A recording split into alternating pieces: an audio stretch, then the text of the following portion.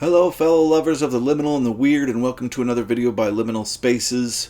Today we are going back into the tome that is Ray Bradbury's Dark Carnival. I've been kind of ignoring this for a while, so I thought that I would jump back into it. This is the first publication of Ray Bradbury. Of course, he published in magazines before this, but this was his first published book. It was published by Arkham House in 1947, and Ray Bradbury jettisoned about half the stories from this, decided not to keep this in print. He rewrote a large chunk. Well, he probably jettisoned a fourth of these, and then he took the 3/4 that he liked and completely rewrote them, and a large chunk of them made their way into October Country. So this one he's kind of kept out of print, but this new edition of it came out recently, and it was affordable.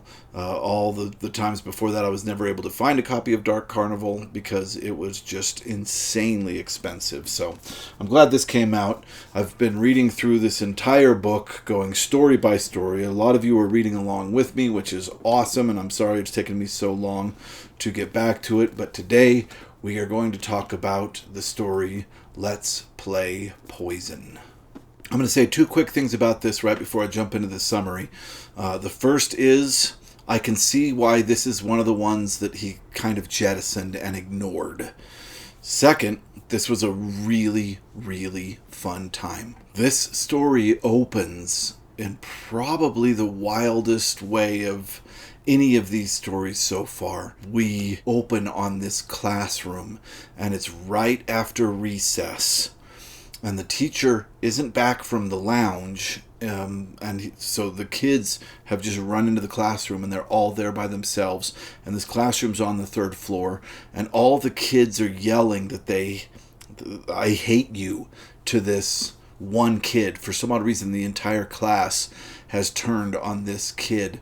And just as the teacher is walking into the classroom, all the children grab this one kid and huck him out the 3rd-story window, which of course kills him. This all happens in under a page. It was so shocking. It really was wild. And once this occurs, and he very nonchalantly says the kid died, but nothing was done about it because all the kids that threw him out the window were like 8 years old.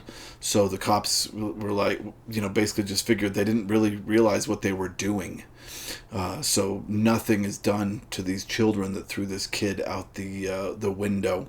But after this event, we start following Mr. Howard, the teacher, and right away he retires from teaching, and everybody's like, "Why are you retiring?" And he's like, "You wouldn't believe me if I told you, but I'm retiring." Eventually, it ends up that Mr. Howard has to teach again. He takes a class for a couple of weeks, and this is the story of why Mr. Howard doesn't trust children and what happens to him in this time that he's teaching. It is worth a read. It doesn't have the structure or the power of some of the other works in this book. And that's what I meant earlier when I said I can see why he kind of jettisoned this story, because I feel like it's kind of all over the place and the themes are a tiny bit weak. But it's so short and bombastic that I think that it's worth a read just for the fun of that. Okay, let's talk just really quickly about the publication of this story. So the first time we see this in print is in Weird Tales, the November 1946 issue. At this point, Ray Bradbury had been publishing in magazines, but he wasn't hugely known. If you look at this magazine, you'll see that he's not mentioned anywhere on the cover. They mention a lot of different writers, but not Ray Bradbury at all. But this is where this story first saw life, and it would make sense. These early Ray Bradbury tales, although they lean to science sometimes, in my opinion, lean a lot more to horror. And Ray Bradbury has always been somebody that I think kind of straddles those two genres. If you watch Ray Bradbury theater, you'll notice that they don't do the science fiction stories as much as they do the horror stories, and I think that's because the horror stories are easier to film. But yeah, he would go back and forth, and this early stuff being published by Arkham House and being published in Weird Tales really makes sense because it's horror stuff. So after the Weird Tales magazine, it was published in Dark Carnival, his first collection, his first book, of course published by Arkham House.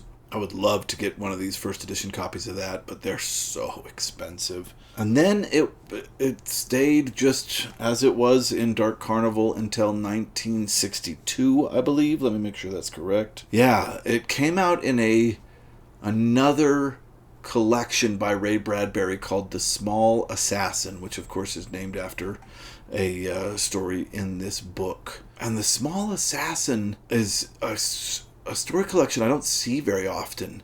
Like, I grabbed every bit of Ray Bradbury I could for years. Like, I've loved Ray Bradbury since I was a teenager, and I've never come across in the wild a copy of The Small Assassin. I have no idea. I think it was just not printed very often. There's 3 or 4 different covers, but yeah, it wasn't printed very often, and that was the only place that this existed.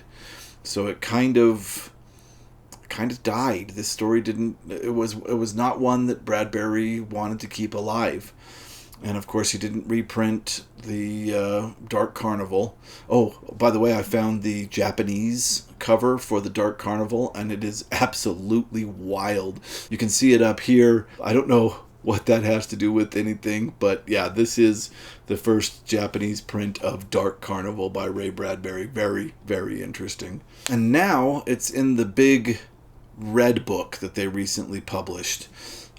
The stories of Ray Bradbury. I'll put up the cover here. But yeah, this story is in that book if you want to find it there. But I think it's easier to just get this Dark Carnival. I also don't know if he revised them for that bigger book. So, quick read. Go check it out. Super fast. Enjoy it. Now I'm going to go into some spoilers. I'm going to finish talking about this story. So we quickly learn that Mr. Howard, after this really tragic event, hates children. And the reason he hates children is because he can't understand them. He feels like they are either aliens from another planet or they are demons from hell. That's his 2 working theories of what children are. The imaginary worlds they live in, all of this just terrifies him. And he's afraid of the violence without meaning that can lurk beneath the surface in these children. So he's very hard on the children. He doesn't want them playing. He doesn't want them doing any of this stuff. And of course, I feel like, although I don't think Bradbury would put it this way, this is kind of like a PTSD response, right, to that event that he saw occur. But anyway, he finds this group of kids that are playing poison. And the way that poison works is you run around an area and you have to jump over the places where people are buried. And if you run along the grave of somebody that's buried, then you will be poisoned and you will be out of the game. You'll be considered dead. So the kids are all playing this, and he's like, this is ridiculous. Don't play this around here. And he said, there's not even graves around here. And they're like, no, look at the cement, and there's names in the cement. And he says, those are not graves. Those are just the names of the people that laid the cement. And he disillusions these kids, and they're all kind of unhappy, and he ruins the game, and they go home because now they know that those aren't graves. And the concept of childhood wonder and even the relationship of children to fear, to scary stories, we could go into a lot through that. And I know it's something that Bradbury was very interested in, but I'm going to leave that for now, just to tell this story. So they start doing some construction in front of Mr. Howard's house, and they are digging up trenches to relay water pipes. So having the ground opened up like this attracts all the neighborhood children to Mr. Howard's house. And eventually, the kids are having so much fun, and they're not a huge fan of Mr. Howard because Mr. Howard is terrified of children.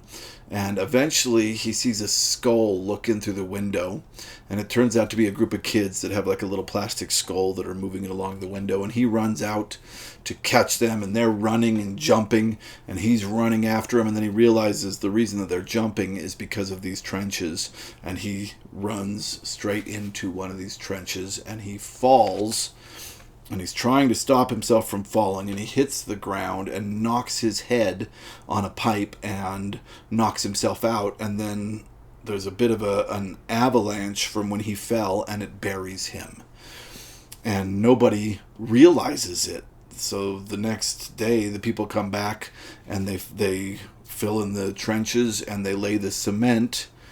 And weeks later, we see the kids playing Poison. And there's a square of concrete that every time they run after, they jump over, because that's the grave of Mr. Howard. And on the cement, somebody had written Mr. Howard, R.I.P., which doesn't make a lot of sense, because one of the kids says, "What does R.I.P. mean?" And the other kid says, "I don't know." So it calls into question like all kinds of stuff. And this is the complex part of the story, because the landing doesn't stick as well as a lot of the other stories in this collection. And I think that's why Ray Bradbury left it alone, because who wrote the name in the cement?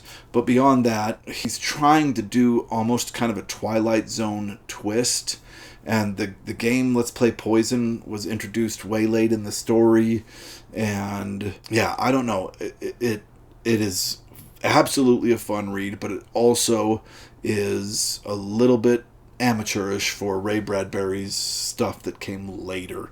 And we see that every once in a while in this book. And I'll be honest, that's what I'm reading it for. I want to see early Ray Bradbury. I want to see the successes he had and maybe some of the mistakes he made. And I don't think this story is a mistake. I think it's a good story. It just isn't as solid as a lot of the other ones that I've read in this. So yeah, give it a read, check it out, see what you think. The next story we'll be doing, hopefully a little bit sooner than the space between the last couple, is called Uncle Einar, E-I-N-A-R, Uncle Einar. And in my book it starts on page 299. So if you'd like to read along, it looks like about 10 pages, not long at all. So yeah, we'll check out that one next.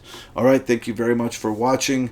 Be sure to like and subscribe. That really helps the channel. And if you'd like to support the channel further, head over and join our Patreon. You'll get exclusive access to the Discord, which has been getting livelier and livelier as this channel moves on.